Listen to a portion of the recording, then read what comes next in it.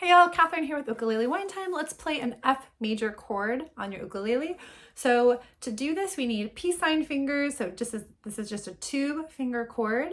So we're actually going to start, if you know your A minor chord, we're going to start with an A minor chord.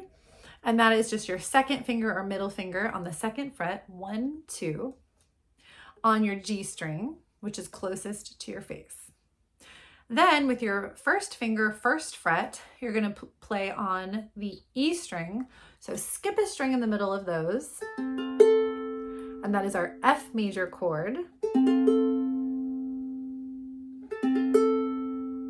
And you can troubleshoot if you've got anything buzzy.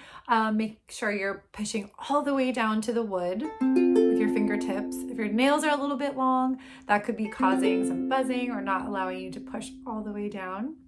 And then you can go down the strings one at a time and just make sure they're all ringing clearly.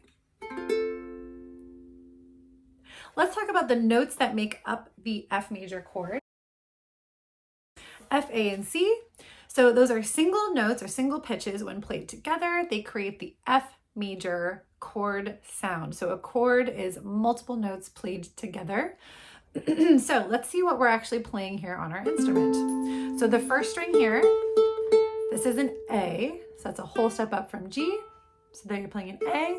Then we've got an open C string. Okay, on your E string, you're actually playing the note F. That's a half step up from your open E. And then you have an open A string. So we've covered all those notes. We've got an F, an A, and a C. And then we're actually playing 2 A's. So you got double A's on your outer strings.